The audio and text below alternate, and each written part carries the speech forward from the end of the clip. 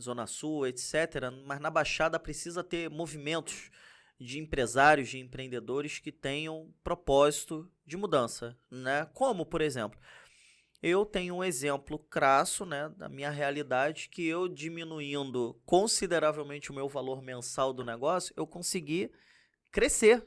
E você falou que aumentou em 5 vezes o teu faturamento. Eu quintupliquei, né?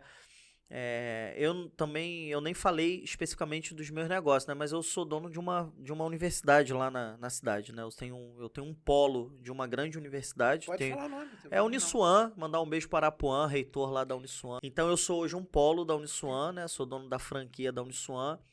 A gente está lá com 100 alunos e no momento de pandemia, né? A gente começou em janeiro de 2020, né? Fechamos em março, reabrimos em agosto e voltamos à operação em 2021. Então, de 2021 até julho de 2022... Botaram 100 alunos. 100 alunos. Você estava falando uma coisa que eu voltei e eu esqueci, cara. Eu ia dar esse exemplo, né? Você estava falando do poder público, do empreendedor, né? Tem uma teoria que se chama tripla hélice. Eu não sei se você já ouviu falar, que é de Hertzkovitz, né? Que ele fala o seguinte, que toda a construção que você faz é uma pirâmide, na verdade, né? É uma hélice mais piramidal, que você bota o setor público, o setor privado, que são os empresários, e as organizações de educação, né? Que todas elas têm que se convergir e têm que se conversar, né? Porque quando você tem uma base muito boa educacional, principalmente ter leis, aí a gente volta um pouquinho no poder público. Quando a gente foi cria... o exemplo que eu dei no começo de quando tornaram a cadeira de empreendedorismo obrigatória nas faculdades. Exato. E ainda não é nas escolas, mas deveria ser. Sim, não, exato. Então você tem a tripla hélice, né? Que ela fala exatamente isso, que a academia, né, eu sou diretor acadêmico da Uniswan em Nilópolis, né? A academia, ela tem que se conectar com o poder público, aí eu falo de gestão pública municipal, de que o prefeito, os vereadores precisam estar conectados com a academia, ter interesse de fato político, de capacitar e formar os cidadãos adequadamente, mesmo que seja com as universidades, as academias privadas, mas também as públicas, e o poder privado, que são as empresas. E principalmente associações, que é o meu caso, né? Eu sou empresário da associação, e tem que ter essa congruência, porque isso dá muito certo na Europa, por exemplo, né?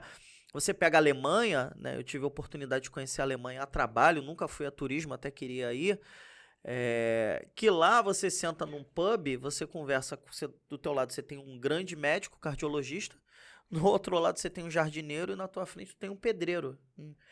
Isso no Brasil é inexequível. Um médico cardiologista de um, sei lá, um hospital muito top daí, muitos têm até amizade com os seus funcionários, que pode ser o pedreiro, o jardineiro, mas nunca vai sentar num restaurante, no Catete, por exemplo, aqui, para conversar com um jardineiro, com um pedreiro, infelizmente, né?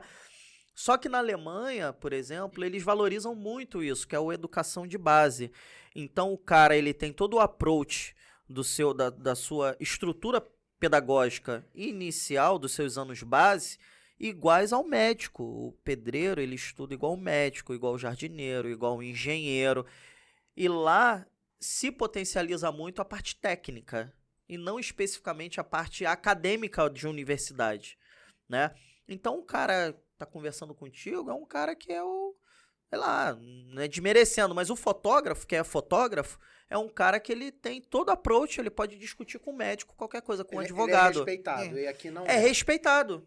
É um cara que fala, fotógrafo, aqui chega aí. Se depreciou muito o nível técnico aqui. O cara vai chegar, se tem uma equipe ali de médicos, o assunto é medicina, o fotógrafo ele não vai entrar no meio. O que tu entende? Tu entende fotografia.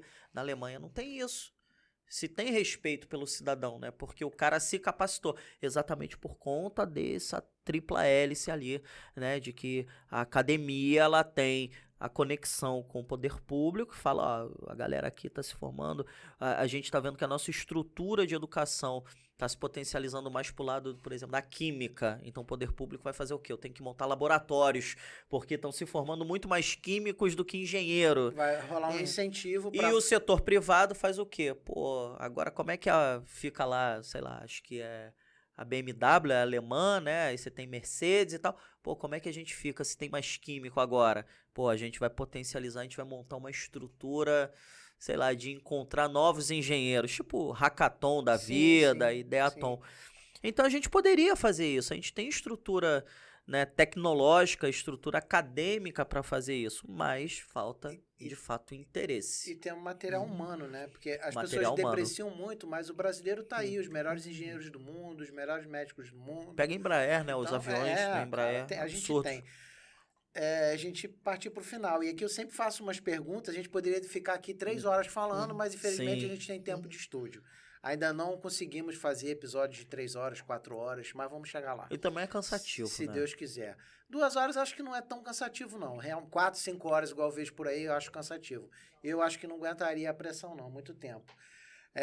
Mas tem 2 perguntas aqui que eu sempre faço no final. E uma delas é...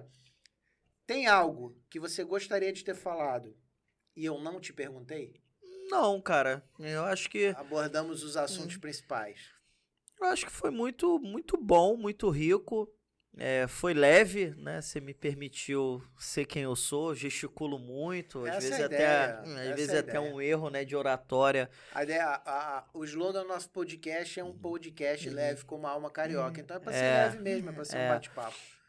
Você não deixou nenhuma pergunta a ser feita, acho que foi tudo muito bom. Beleza. Então a outra pergunta é, o público do nosso podcast se concentra de 18 a 43, 44 anos. É a maioria do nosso público. Se o Juan, que tem hoje 39 anos, pudesse dar uma dica para o Juan quando tinha 18, 19 anos, que dica seria essa? Caramba. Cara... Vai em frente. Vai. Segue. Não para. Não para. Acredita nos seus objetivos. Seja habilidoso com as pessoas. Não puxe tapete de ninguém. Continue sendo a essência que você é. Simples, humilde, acessível. Porque o bem sempre vence o mal, irmão. A verdade sempre aparece.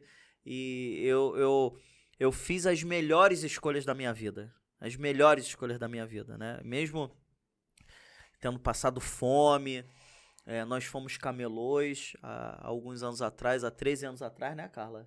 Porque eu calculo, ela fica... Depois de um tempo a gente começa a não conseguir mais calcular, eu já tô assim também. Nós fomos camelôs, não me arrependo nada. Você se arrepende? Não me arrependo de nada, foi uma escola que eu tive, eu sempre gostei de vender, então assim... Cara, se você acredita, vai em frente, não pare,